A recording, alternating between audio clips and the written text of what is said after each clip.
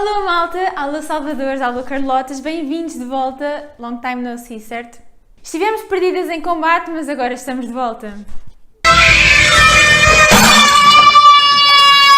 E pronto, vamos começar? Vamos. Tenho uma pergunta para vocês. O que é que o Luciano Pavarotti, o Newton, o Charles Dickens, o Nostradamus e muitos outros tinham em comum? Para além, claro, de serem figuras históricas e culturais muito importantes para o mundo, blá. Gota! Tinham todos gota!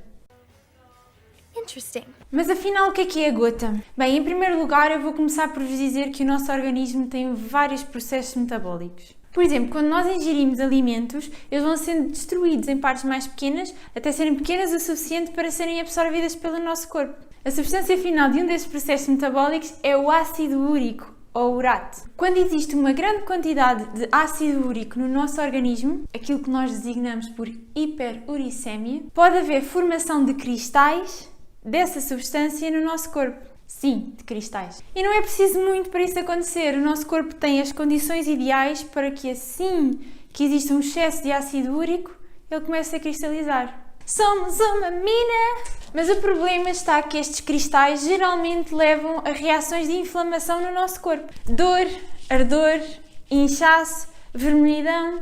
E onde é que estes cristais normalmente se depositam? Nas nossas articulações. E o que é que vai resultar disto? Gota. Que é exatamente isso, uma artrite inflamatória, ou seja, uma inflamação das articulações. Cerca de 20% das pessoas com excesso de ácido úrico no corpo, ou seja, hiperuricemia, sofrem de gota. É mais frequente no sexo masculino do que no sexo feminino, no entanto, essa vantagem tende a desaparecer quando as mulheres chegam à menopausa. Então calma, o que é que leva ao aumento deste ácido úrico no nosso corpo? Existem dois grandes processos. Ou há um aumento da sua produção, ou há uma diminuição da sua eliminação.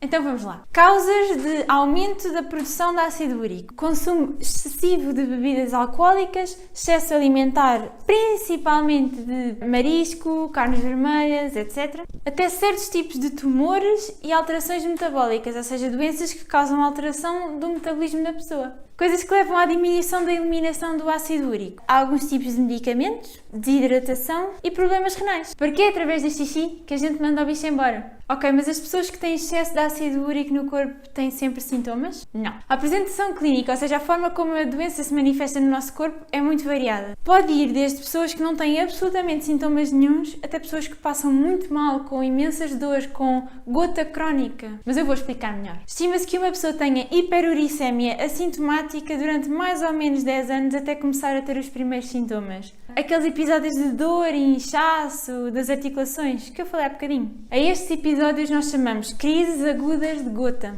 Mas o que é que caracteriza estas crises agudas? A pessoa tem muita dor.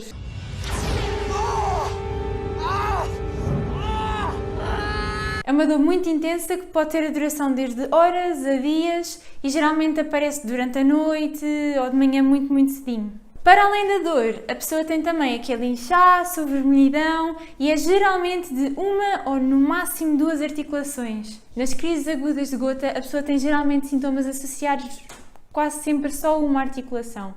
E normalmente são sintomas de início rápido, a pessoa queixa-se de repente. A articulação mais comumente afetada é a articulação ali do grande dedo do pé. É tão frequente que até tem um nome próprio só para isso. Podagra. Os sintomas podem desaparecer sozinhos entre 5 a 14 dias e as pessoas, entre estes períodos que têm muitos sintomas, geralmente não têm sintomas absolutamente nenhuns, ou seja, têm períodos com muita dor e períodos em que estão completamente normais. No entanto, quando a pessoa não é tratada ao longo dos anos, estes períodos sem sintomas vão se tornando cada vez mais curtos e os períodos com sintomas com muita dor vão se tornando cada vez mais prolongados e intensos, porque cada vez existem mais cristais acumulados nas suas articulações.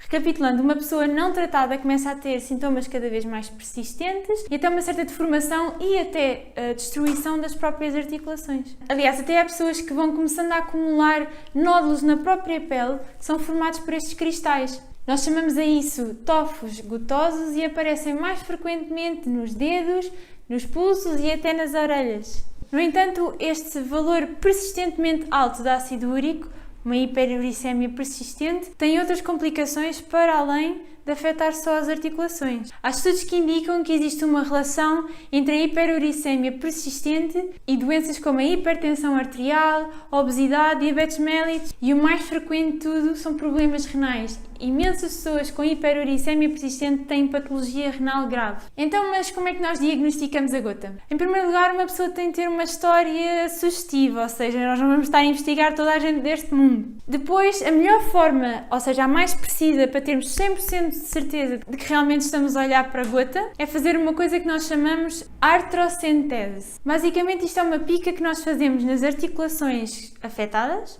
e depois analisamos o líquido e dá para ver se existem lá aqueles cristais ou não. Ok, mas vamos ser sinceros, é muito pouco provável, é mesmo muito difícil fazermos este tipo de exames no centro de saúde, ou seja, nos cuidados de saúde primários. Aquilo que mais se utiliza é um score, ou seja, uma tabela de pontos em que, de acordo com os sintomas das pessoas, é mais ou menos provável que a pessoa tenha gota. Para além disso, é costume também fazer uma análise ao sangue para ver se a pessoa tem muito ou um nível normal de ácido úrico. Depois existem ainda outros métodos complementares que não são tão utilizados, como a ecografia, raio-x, mas pronto, sintomas ou aquela picadita são os mais frequentes. Então, e como é que nós tratamos? Depende se estamos numa fase de crise ou não. Se nós estivermos numa fase de crise, aplicar gelo. O gelo ajuda em tudo o que são processos inflamatórios agudos do nosso corpo. Medicação anti-inflamatória, mais especificamente anti-inflamatórios não esteroides. São exemplos o ibuprofeno,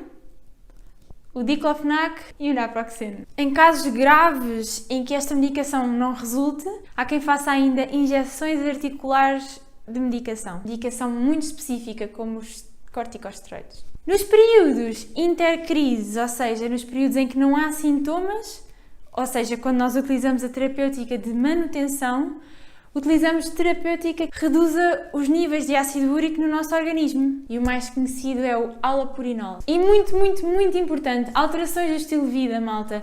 Perda de peso, evitar o excesso de álcool, evitar o excesso alimentar. E pronto, malta, acho que está tudo.